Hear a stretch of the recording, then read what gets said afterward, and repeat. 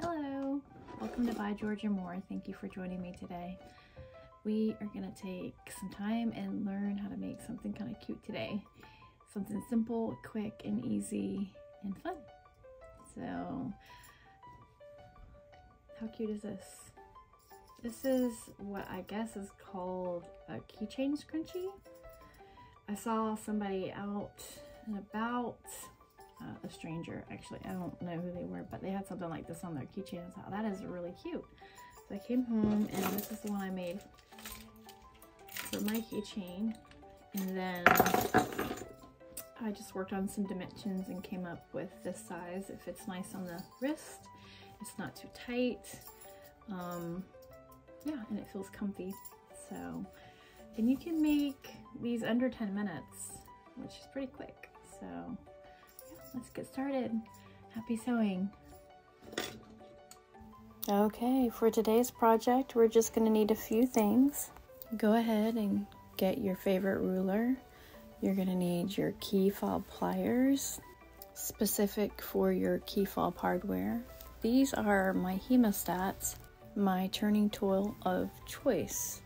You're gonna need a fabric marker, and of course your key fob hardware. It's very important. I use a safety pin whenever I'm adding my elastic. Of course, you're gonna need some elastic. This was just some I had in my stash. Some super glue or CA glue, and your scissors. And don't forget your favorite fabric. Here I'm using a lightweight swim fabric, but you could use cotton woven or anything lighter. All right, let's go ahead and prep our fabric. Make sure that your ruler is at least 20 inches long, and you'll need your fabric marking pen as well. Locate the longest edge of your fabric.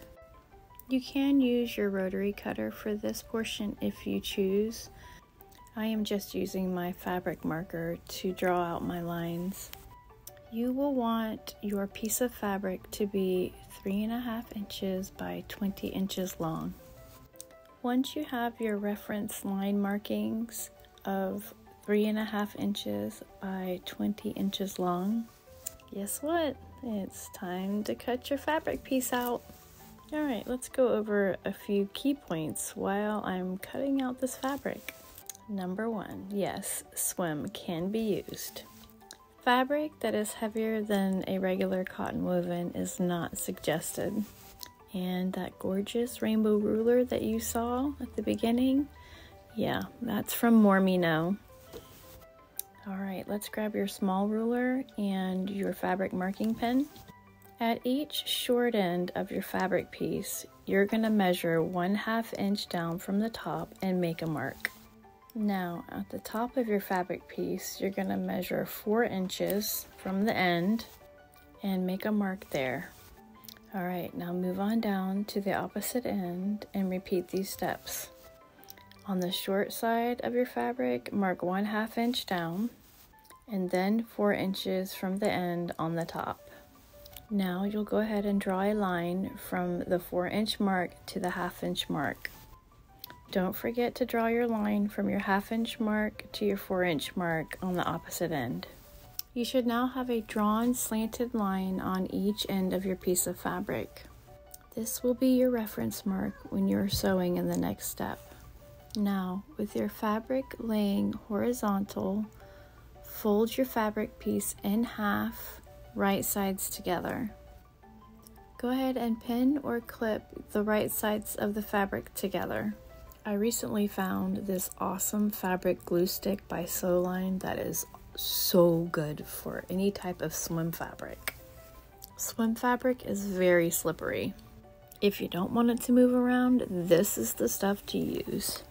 All right, now that we've got that all sorted out, let's go ahead and stitch this in place with the 1/4 inch seam allowance, making sure to follow along our reference line. Now let's turn our tube inside out. Use whatever turning process works best for you. I'm pretty partial to these hemostats that my sister-in-law got for me though. They make the turning process a lot less painful. As you can tell, it's a pretty quick process. Just slide it in, grip the end, and pull it through. Just as simple as that. I could have used my hemostats to add my elastic, but I decided to use this cool little safety pin. Here I am using 1-inch elastic at 8 inches long. If you feel like you need it to be a little bit bigger, then go ahead and add another inch or two. Begin feeding the elastic into the tube. When your elastic is fed inside and the end of the elastic meets the end of the tube, take it to the sewing machine and tack your elastic in place at a 1/8 inch seam allowance. After you have tacked your elastic in place, you will continue to feed the remainder of the elastic through the tube. Continue moving the elastic up through the remainder of the tube. The fabric will begin bunching up along the way. Continue moving the fabric out of the way until you can see the elastic at the opposite end of the tube. Match the elastic to the raw edge of your fabric. It should line up with the end of your tube. Sew your elastic in place 1/8 of an inch. Now your keychain fob should look like this with sealed ends. Bring your two ends together. You can see the raw edges and the elastic.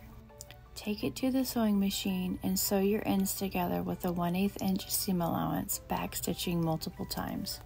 Now it'll look like this, very much like a regular scrunchie. Our next step is to add our key fob hardware. I've chosen 1-inch key fob hardware. If you have chosen something different, like 1 1/4, just make sure that you adjust the size accordingly. Place the key fob hardware into your key fob pliers and hold on lightly. Go ahead and add your choice of glue in the groove of your key fob hardware. I use CA glue, but you can use regular super glue, maybe fabric glue. I know some people use E6000. Use the glue sparingly so it does not ooze out the side of your key fob hardware. Place the scrunchie raw ends into the key fob hardware. Make sure it is centered and double check there is no fabric overhang just outside the key fob hardware. Squeeze the key fob pliers just a little bit and readjust your scrunchie if you need to. Then go ahead and give your key fob pliers a good squeeze.